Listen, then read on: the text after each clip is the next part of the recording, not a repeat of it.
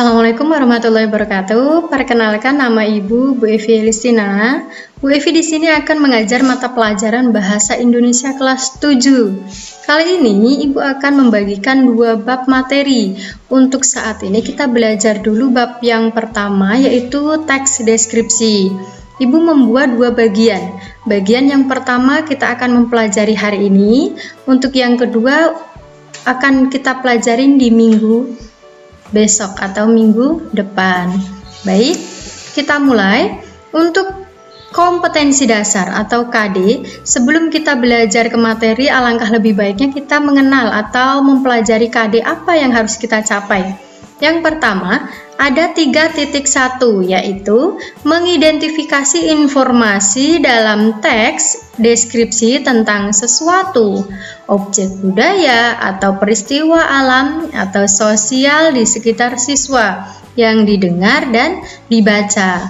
Untuk KD 4.1, yaitu menjelaskan isi teks deskripsi tentang sesuatu objek budaya atau peristiwa alam atau sosial di sekitar siswa. Di sekitar siswa yang didengar dan dibaca, baik secara lisan, tulis, maupun visual. Tujuan pembelajaran, yang namanya belajar itu pasti ada tujuannya. Untuk materi ini, bagian pertama, tujuan pembelajaran kita yaitu siswa atau kalian mampu memahami pengertian teks deskripsi. Kemudian siswa mampu menentukan ciri umum teks deskripsi dari segi isi dan tujuan komunikasi pada teks yang dibaca atau didengar dengan benar. Kemudian untuk yang ketiga, siswa mampu menentukan jenis dan pengembangan teks deskripsi pada teks yang dibaca atau didengar dengan tepat. Dan tujuan yang terakhir adalah siswa mampu memetakan isi teks deskripsi, topik dan bagian-bagiannya dengan benar. Baik, yang pertama, poin A, pengertian teks deskripsi. Teks deskripsi adalah sebuah paragraf yang gagasan utamanya itu disampaikan dengan cara menggambarkan secara jelas objek, tempat, atau peristiwa yang menjadi topik kepada pembaca, sehingga pembaca seolah-olah itu merasakan langsung apa yang sedang diungkapkan dalam teks tersebut. Poin yang B, tujuan teks deskripsi. Tujuan dari teks deskripsi yaitu menggambarkan sesuatu dengan cara memerinci secara subjektif atau melukiskan kondisinya dari sudut pandang penulis.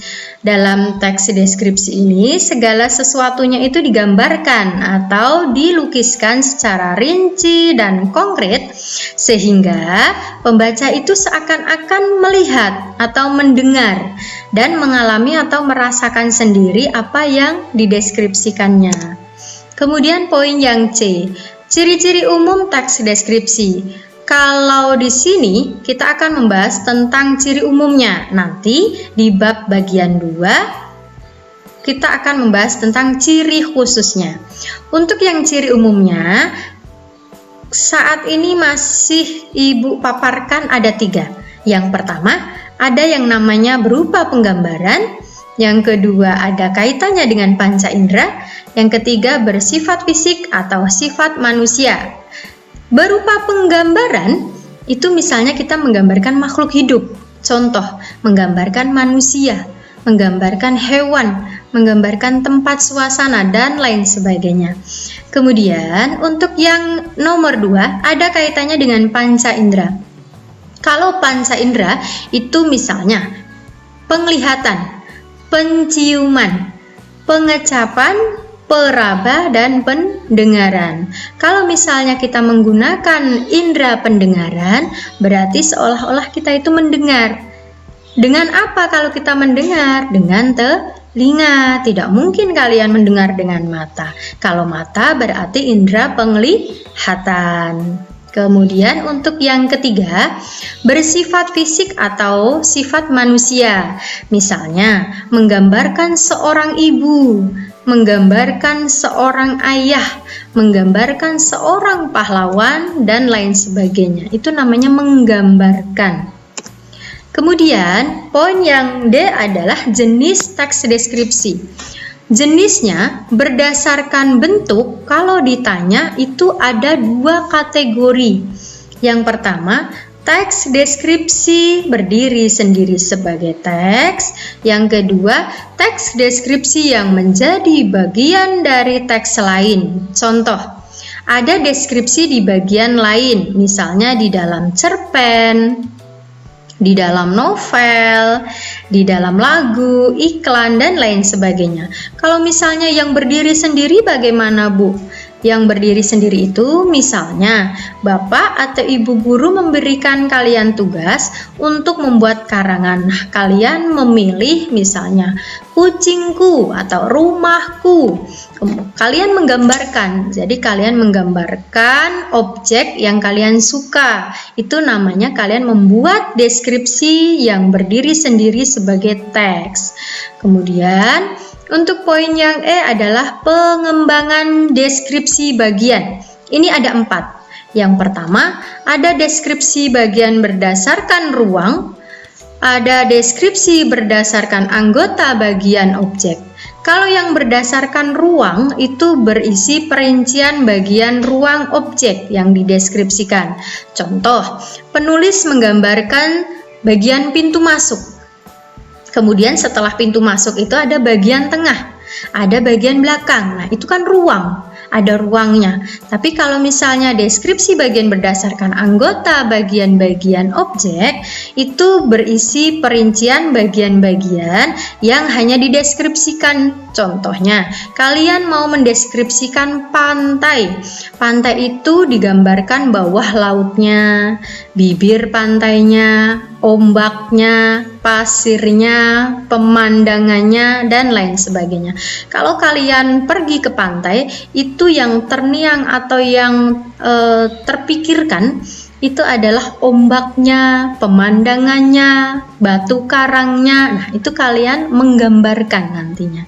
Kemudian untuk yang ketiga adalah deskripsi bagian berdasarkan proses sesuatu berlangsung, berisi bagian awal, mulai meningkat, puncak inti, dan penutup. Ini hanya semacam kronologi.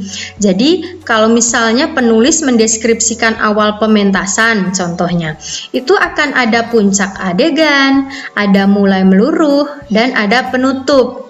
Ada awalan dulu, ada puncak masalahnya, kemudian ada penutupnya. Itu kalau berdasarkan proses sesuatu yang berlangsung. Dan yang terakhir, ada yang namanya deskripsi bagian berupa pemfokusan. Bagian ini berisi bagian yang paling disukai dari bagian yang dideskripsikan. Misalnya, bagian yang paling saya sukai dari perpustakaan ini adalah ruang bacanya. Desain unik dengan cat cerah memberikan kenyamanan yang luar biasa pada pengunjung. Nah, itu kan sesuatu yang disukai. Kalian kalau misalnya diminta untuk membuat suatu berupa pemfokusan, pasti tidak akan semuanya menyukai bagian perpustakaan itu ruang bacanya. Tidak. Mungkin kalian itu bisa mengaplikasikannya dengan karangan atau objek lain. Misalnya, kalian menyukai hewan peliharaan, dan kalau hewan peliharaan itu tidak mungkin satu sama lain itu semua suka kucing, itu nggak mungkin. Pasti beda-beda. Itu namanya suka atau berupa pemfokusan antara subjek yang satu dengan subjek yang lainnya. Terima kasih, sekian penjelasan dari Ibu, semoga bermanfaat. Jangan lupa jaga kesehatan. Kita akan bertemu kembali di minggu depan di bagian kedua. Kalau saat ini kita sedang belajar bagian pertama.